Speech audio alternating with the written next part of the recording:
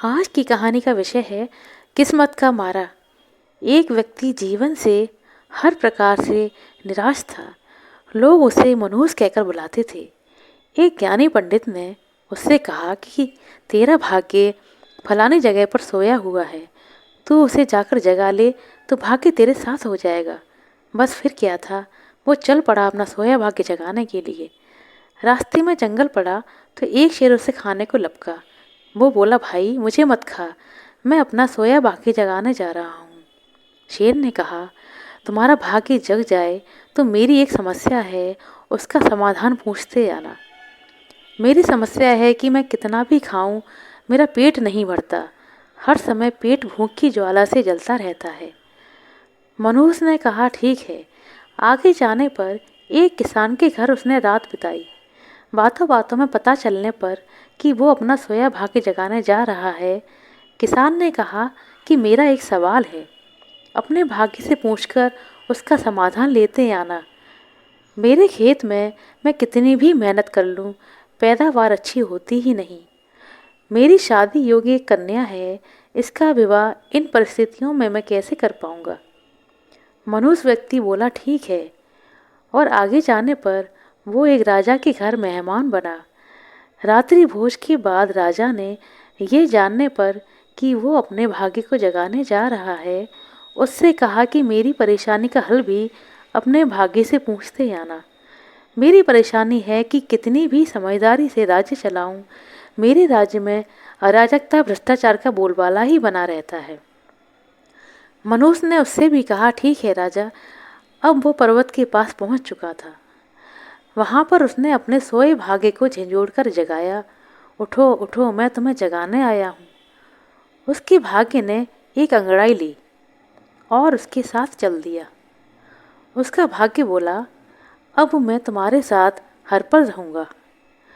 अब वो मनुष्य ना रह गया था, बल्कि भाग्यशाली व्यक्ति बन गया था और अपने भाग्य की बदौलत वो सारे सवालों के जवाब जानता था।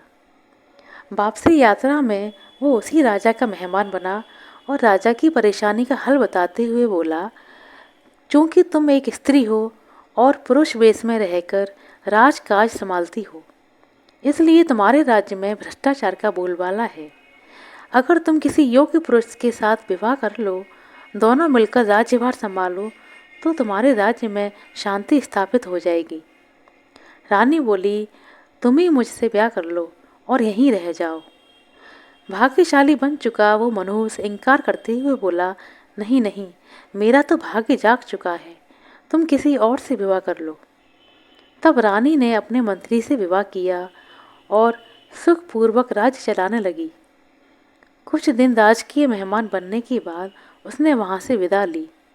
चलते चलते वो किसान के घर पहुँचा और उसके सवाल के जवाब में बताया कि तुम्हारे खेत में 7 कलश हीरे जवाहरात के गड़े हैं। उस खजाने को निकाल लेने पर तुम्हारी ज़मीन उपजाऊ हो जाएगी और उस धन से तुम अपनी बेटी का ब्याह बड़ी धूमधाम से कर सकोगे। किसान ने अनुग्रहित होते हुए उससे कहा कि मैं तुम्हारा बहुत शुक्रगुजार हूँ, तुम ही मेरी बेटी के साथ ब्याह कर लो। पर भाग्यशाली बन चुका वह व्यक्ति बोला, नहीं नहीं, मेरा तो भाग्य जग चुका है, तुम कहीं और अपनी सुंदर कन्या का विवाह कर दो। किसान ने उचित वर देखकर अपनी कन्या का विवाह किया और सुखपूर्वक जीवन व्यतीत करने लगा। कुछ दिन किसान की मेहमान नवाजी भोगने के बाद वो जंगल में पहुंचा और शेर से उसकी समस्या के समाधान के फलस्वरूप कहा कि यदि तुम किसी बड़े मूर्ख को खा लोगे तो तुम्हारी भूख शांत हो जाएगी। शेर ने उसकी बड़ी आव भगत की और यात्रा का पूरा हाल जाना।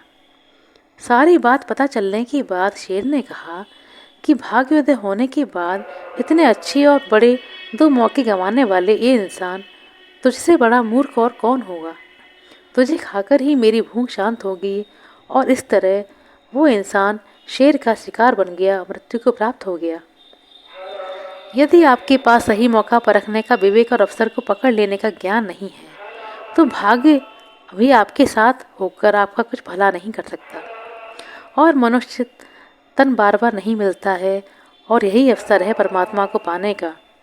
आशा करते हैं दोस्तों आपको हमारे द्वारा सुनाई गई ये छोटी सी कहानी समझ में आई होगी, अच्छी लगी होगी। यदि वीडियो पसंद आया हो तो कृपया लाइक करें, शेयर करें और हमारे चैनल को सब्सक्राइब करें। अपना कीमती समय देने के लिए बहुत बहुत धन्यवाद दोस्तों। मिलते हैं अगले वीडियो में, तब तक के लिए नमस्कार।